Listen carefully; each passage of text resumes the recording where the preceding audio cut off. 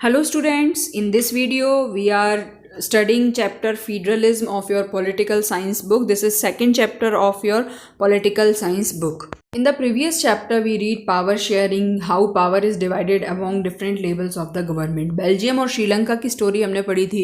Belgium में हमने 2 changes पढ़े थे, वहाँ की कॉन्स्टिट्यूशन में 2 चेंजेस हुए थे. मेन फर्स्टली जो चेंज हुआ था वो ये हुआ था कि जो सेंट्रल गवर्नमेंट है उसने अपनी जो पावर्स हैं वो डिवाइड कर दी थी रीजनल गवर्नमेंट्स को. वैसे वहाँ की रीजनल गवर्नमेंट के पास पावर्स पहले से थी, बट सेंट्रल गवर्नमेंट उन पावर को, उन रूल्स को कभी भी विदड्रॉ कर सकता था, अपने पास वापस ले सकता था उन पावर्स को. बट 1993 में जो चेंजेस हुए हैं उनके कॉन्स्टिट्यूशन में, उसके बाद जो रीजनल गवर्नमेंट है उसका अलग से ही एक रोल फिक्स हो गया और उनको जो पावर्स दी गई हैं वो फिक्स हो गई. अब वो सेंट्रल गवर्नमेंट पे डिपेंड नहीं रहेंगे. इसका मतलब ये हुआ कि उनके पास खुद की अथॉरिटी, खुद की पावर्स रीजनल गवर्नमेंट के पास आ जाती हैं. बेल्जियम की ये स्टोरी हमें ये बताती है कि कैसे बेल्जियम पहले यूनिटरी गवर्नमेंट के तौर पे वर्क करती थी और फिर फेडरल फॉर्म ऑफ गवर्नमेंट पे शिफ्ट हो गई है. और सेम कंडीशन श्रीलंका के साथ थी. अब इस चैप्टर में हमें जो पढ़ना है वो पढ़ना है federal form of government means federalism. First point यहाँ पे इन्होंने दिया है, in the previous chapter we noted that vertical division of power among different level of government is one of the major form of power sharing. हमने उसमें पढ़ा था उस लास्ट चैप्टर में वर्टिकल जो डिवीजन ऑफ पावर है वो main level है गवर्नमेंट का. डिफरेंट लेवल्स ऑफ गवर्नमेंट में जो पावर को डिवाइड करते हैं वो सबसे मतलब मेजर फॉर्म है पावर शेयरिंग का. इस चैप्टर में हमें क्या पढ़ना है? In this chapter we focus on this form of power sharing. It is commonly referred to as federalism. Federalism के बारे में हमें पढ़ना है कि क्या होता है फेडरलिज्म. मैं आपको शॉर्ट में जनरल साइंस में बता देती हूँ. फेडरलिज्म मतलब ये होता है कि जो पावर है उसका डिवीज़न हो जाता है between central government and regional government. Constituents units के बीच में जो होता है पावर का डिवीज़न हो जाता है. सेंट्रल गवर्नमेंट सेंट्रल इश्यूज़ पे वर्क करती है और जो आपकी रीजनल गवर्नमेंट्स या क्या कहना चाहिए उनको कॉन्स्टिट्यूएंट्स यूनिट्स होती हैं वो अपने लिए वर्क करती हैं. We begin by describing federalism in general terms. The rest of the chapter tries to understand the theory and practice of federalism in India. Towards the end of the chapter we turn to the local government, a new and third tier of Indian federalism. इस समय इन्होंने ये बताया है कि हम जब इस चैप्टर की एंडिंग करेंगे तो उसमें जो हम थर्ड टायर ऑफ गवर्नमेंट, जो भी हमने फर्स्ट चैप्टर में भी नहीं पढ़ा था, फेडरलिज्म का थर्ड टायर ऑफ गवर्नमेंट पढ़ेंगे, वो है local government. First question arises is that what is federalism. Federalism क्या है? तो जो फर्स्ट पॉइंट है ये इसकी डेफिनेशन में, अगर ये क्वेश्चन 1 मार्क्स में आता है तो डेफिनेशन लिख सकते हैं आप.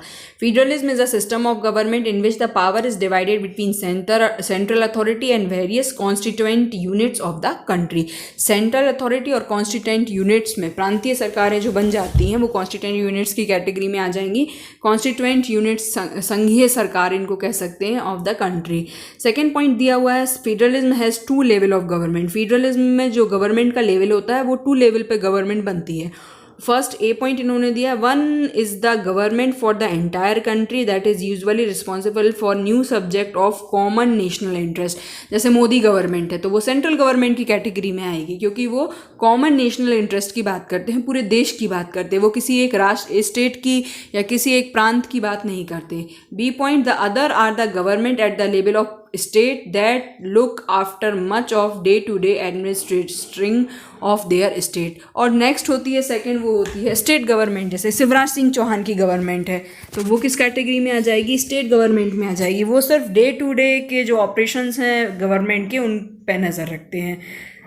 थर्ड पॉइंट इन्होंने दिया है, federation are contrasted with unitary government. Unitary government मतलब जैसे कि सिर्फ सेंट्रल गवर्नमेंट का अधिकार चले या उनके पास जो पावर है बस वो चले, वो यूनिटरी गवर्नमेंट कहलाती है. पर फेडरलिज्म में जो पावर का डिवीज़न, जो अथॉरिटी का डिवीज़न होता है वो 2 गवर्नमेंट के बीच में हो जाता है, central government and state government. तो जो फेडरेशन मतलब फेडरलिज्म है ये जस्ट अपोजिट है यूनिटरी गवर्नमेंट का. फोर्थ पॉइंट दिया हुआ है, under the unitary system either there is only 1 level of government or sub units are subordinate to the which are subordinate to the central government. Unitary government में क्या होता है, सिर्फ एक गवर्नमेंट होती है और जो और गवर्नमेंट होती हैं वो सबऑर्डिनेट होती हैं सेंट्रल गवर्नमेंट भी, मतलब एक तरह से उनके ही पक्षकार होंगी या उनकी ही एक यूनिट होगी जो यूनिटरी गवर्नमेंट है. पर फेडरलिज्म में ऐसा नहीं होता. इन अ फिफ्थ पॉइंट दिया हुआ है, in a federal government the central government can not order the state government to do something. जो आपकी यूनिटरी गवर्नमेंट है उसमें ये रहता है कि जो पावर रूल्स वगैरह रहते हैं वो सेंट्रल गवर्नमेंट के पास रहते हैं, वो रूल्स चाहे तो और अपनी जो सब यूनिट्स हैं, सबऑर्डिनेट हैं, वो उनको दे सकती है, उनका कहना ही मानना पड़ेगा सबऑर्डिनेट और सब यूनिट्स को। पर फेडरलिज्म में ये रहता है कि जो सेंट्रल गवर्नमेंट है वो ऑर्डर नहीं कर सकती स्टेट गवर्नमेंट को कि आप ये करिए। स्टेट गवर्नमेंट को जो सही लगेगा वो स्टेट गवर्नमेंट करेगी। Let us look at some of the key features of federalism. ये सबसे इंपॉर्टेंट टॉपिक है, features of federalism. First point, there are two or more or levels of the government. यहाँ लेवल के लिए एक word दिया है, tiers of government. There are two or more tiers of government, एक या एक से ज़्यादा लेवल होते हैं गवर्नमेंट के। Second, different tyres of government govern the same citizen but each tyre has its own jurisdiction in a specific manner of legislation, taxation and administration. इस point का मतलब ये हुआ कि डिफरेंट लेवल्स पे गवर्नमेंट वर्क करती हैं, पर सेम सिटीजन्स को वो जज करती मीन्स उन्हें प्रॉपर वर्क करवाती हैं और प्रॉपर ऑर्डर्स देती हैं सेम सिटीजन्स को। वो अपने जुरिस्डिक्शन तय करती हैं खुद कि उन्हें क्या टैक्स लेना है, कैसे चलानी है पूरी शासन व्यवस्था। वो हर टायर ऑफ गवर्नमेंट, हर लेवल ऑफ गवर्नमेंट खुद सेल्फ तय करता है। The jurisdiction of the respective labor or tiers of the government are specified in the constitutions। इसका मतलब ये हुआ कि जो गवर्नमेंट के अधिकार हैं, जो उनका रोल है, वो कॉन्स्टिट्यूशन में स्पेसिफिकली लिखा रहेगा कि किस गवर्नमेंट के पास कौन कौन से अधिकार हैं जिनको वो यूज़ कर सकते हैं। Next point, the fundamental provision of the constitution can not B unilaterally changed by one level of government. जो भी कॉन्स्टिट्यूशन में चेंज करना है तो वन लेवल गवर्नमेंट मीन्स सिर्फ सेंट्रल गवर्नमेंट उसको चेंज नहीं कर सकती या फिर स्टेट गवर्नमेंट, दोनों मिलके ही चेंज करेंगे। कॉन्स्टिट्यूशन में अगर कुछ चेंज करना है तो मतलब सहमति दोनों की होना चाहिए। Fifth, court has the power to interpret the constitution and power of the different level of the government. जो कोर्ट है, जो न्यायपालिका होती है हमारी, उसको पूरा अधिकार है कि वो कॉन्स्टिट्यूशन में अगर कोई चेंज किया जा रहा है बाय लेवल्स ऑफ गवर्नमेंट तो वो उसमें बीच में इंटरप्रेट कर सके। नेक्स्ट पॉइंट दिया हुआ है, sources of revenue for each level of government are clearly specified to ensure its financial autonomy. Sources of revenue मतलब source of income. Central government का सोर्स ऑफ इनकम अलग रहेगा और स्टेट गवर्नमेंट का source of income अलग रहेगा। मतलब ये एक दूसरे के पैसे को यूज़ नहीं कर सकते हैं, पर जब मुसीबत आएगी तब हेल्प करेंगी, तो ताकि दोनों की अलग अलग फाइनेंशियल ऑटोनॉमी बनी रहे। Next, the federal system thus has double objective to safeguard and promote the unity of the country. तो जो हमारा फेडरलिज्म सिस्टम है इसके दो मेन ऑब्जेक्टिव हैं, एक तो सेफगार्ड लोगों का और promote the unity of the country की यूनिटी बनाए रखना, while at the same time accommodate regional diversity. क्योंकि इतना बड़ा इंडिया है तो रीजनल डाइवर्सिटी को भी मेंटेन रखना ज़रूरी है, तो उनको भी ये बढ़ावा देते हैं। There are two kinds of routes through which federation have been formed. जो फेडरलिज्म होता है वो दो तरह के रूट्स से बनता है। फर्स्ट है कमिंग टुगेदर फेडरेशन और नेक्स्ट है holding together federation. The first route involves independent state coming together on their own to form a bigger unit so that by pooling sovereignty and retaining identity they can increase their security. This is called as coming together federation. First root है, इसमें क्या होता है, जो हमारी सारी states की government हैं वो साथ में आके एक बिगर यूनिट क्रिएट करती हैं ताकि वो जो है देश की एकता और संप्रभुता को बनाए रखें, ताकि देश की सिक्योरिटी बनी रहे, और इसको हम क्या बोलते हैं, this is called coming together federation. The second route is where large country decides to divide its power between constituent states and national government. This is holding together federation. क्या हुआ मतलब इसका कि जो सेकेंड रूट है उसमें ये होता है कि जो एक लार्ज कंट्री है वो डिसाइड करती है कि हम पावर जो है उसका डिवीज़न कर देंगे between constituent states and national government, states में और एक नेशनल गवर्नमेंट में, मतलब सेंट्रल गवर्नमेंट और state government. This is called holding together federation. India में यही है। नेक्स्ट टॉपिक है what makes India a federal country. ऐसी कौन सी चीज़ें हैं जो इंडिया को एक फेडरल कंट्री बनाती हैं, मतलब ऐसे कौन से पॉइंट फेडरलिज्म के हैं, फीचर जो इंडिया के केस में लगते हैं। The constitution declared India as the union of states. हमारे कॉन्स्टिट्यूशन में लिखा है कि जो इंडिया है इसमें अलग अलग स्टेट्स हैं, मतलब जो स्टेट्स को कंबाइन करके ही ये पूरा इंडिया बनता है। Next second point, the constitution originally provided for a two tier system of government, the union government or what we call the central government. हमारे कॉन्स्टिट्यूशन में अलग ही से ये बात बताई गई है कि यहाँ 2 टायर सिस्टम ऑफ गवर्नमेंट चलता है, central government and state government. जो यूनियन गवर्नमेंट है वो सेंट्रल गवर्नमेंट है representing the union of India and the state government. Next, the third tier of federalism was added in the form of panchayat and municipality. So जो third level of government India में है वो क्या है, पंचायत, या फिर उसको हम कह सकते हैं municipalities. Next point, the constitution contains 3 lists. Union list includes subject of national importance such as defense of the country, foreign affairs, banking, communication and currency. ये सारे matters किसके पास जाएंगे, सेंट्रल गवर्नमेंट के पास, तो ये यूनियन लिस्ट का part है। Second, state list contains subject of state and local importance such as police, trade, commerce, agriculture and irrigation. तो ये जो पॉइंट्स हैं ये किस में जाएंगे, स्टेट गवर्नमेंट के पास, तो ये स्टेट लिस्ट का पार्ट है। And last one is concurrent list include subject of common interest to both union government such as education, forest, trade unions, marriage, adoption and succession. तो ये जो पॉइंट्स हैं ये किस में जाएंगे, कॉन्करेंट लिस्ट में, जो कॉमन इंटरेस्ट की चीज़ें हैं। हाउ इज़ फेडरलिज्म प्रैक्टिस्ड, ये कैसे प्रैक्टिस होता है। So first point is constitutional provision are necessary for the success of federalism but these are not sufficient. Constitution में फेडरलिज्म के बारे में पूरी जानकारी होना ज़रूरी है कि जब देश का कॉन्स्टिट्यूशन बनेगा तो उसमें फेडरलिज्म के बारे में सब कुछ बताया जाए, पर इतना भी अगर काफ़ी नहीं है तो ज़रूरी क्या है कि the real success of federalism in India can be attributed to the nature of democracy politics in our country.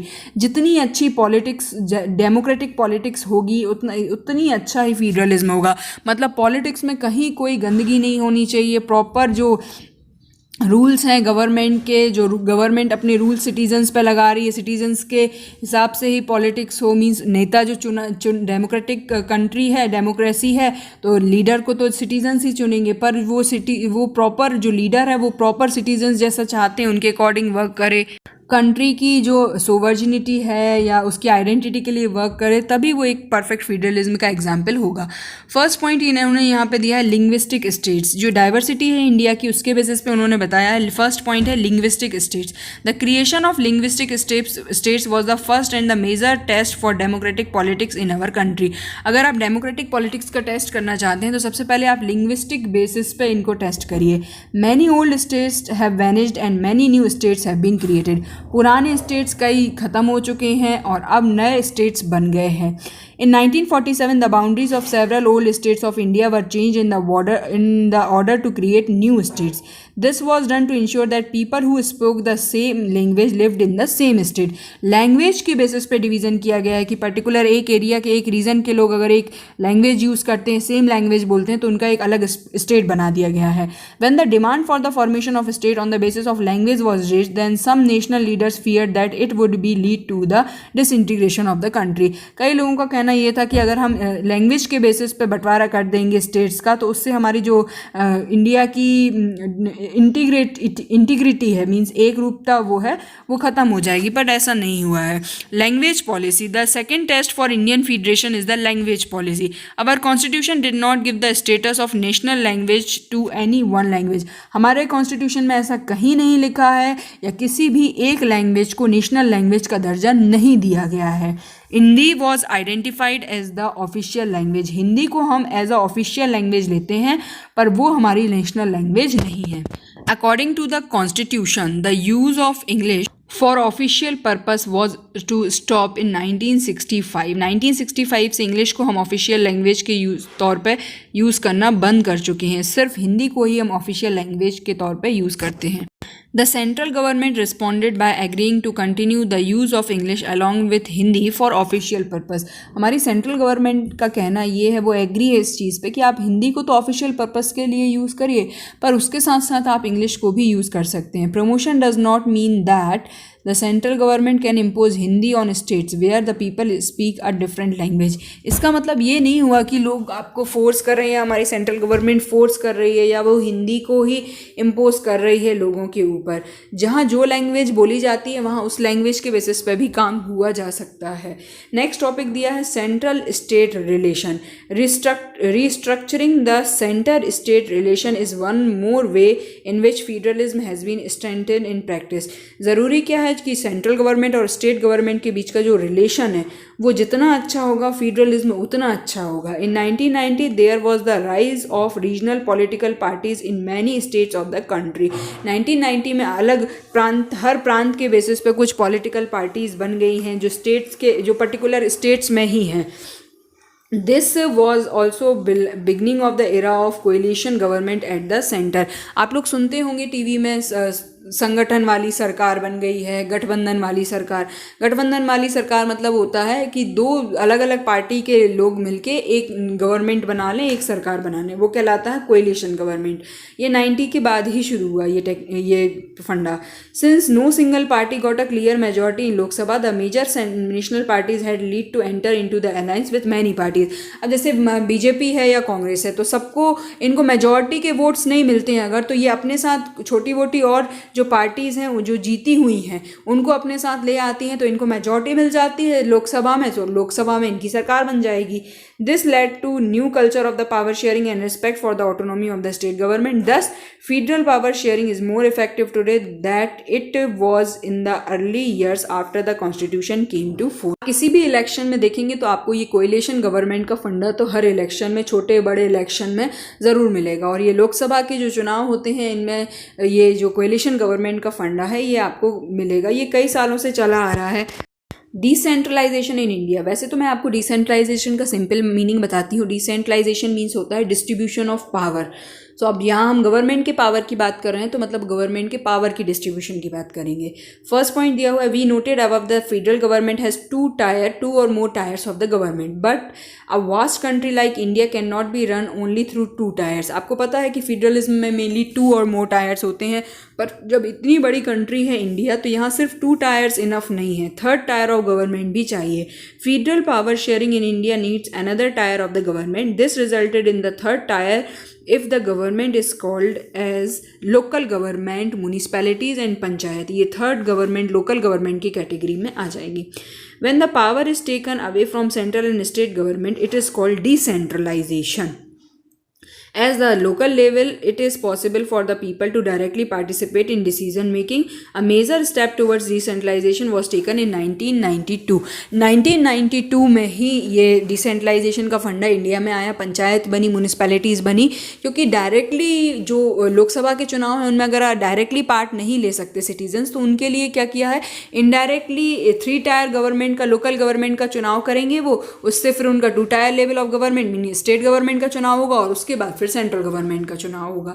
तो इससे वो इनडायरेक्टली चुनाव में, इलेक्शन में पार्टिसिपेट कर सकते हैं। The rural local government is popularly known as panchayati raj. This is the council consisting of several ward members often called panch and president called sarpanch.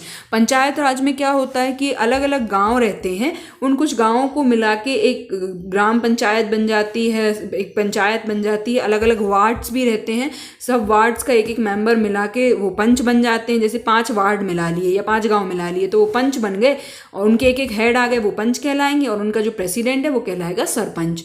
They are directly elected by all the adult population living in that ward or that village। जो उस गांव में adult person हैं उनको ही पंच की category में रखा जाता है, या जो बहुत नामी ग्रामी लोग हैं या जो हमारे गांव के हित की बात करते हैं उनको ही पंच के रूप में रखा जाता है पंचायत में। It is decision making body for entire village. जो डिसीजन सरपंच दे देगा वही पूरे विलेज के लिए डिसीजन फाइनल हो जाएगा। All the panchayat samiti or mandals in are district, all the panchayat samiti or mandals in a district together constitute the zila parishad. अब जितनी ज़्यादा पंचायत होंगी, सारी पंचायत समिति मिलेंगी उस जिले की, तो उससे बन जाएगी Zila Parishad. And local government bodies exist for the urban areas as well.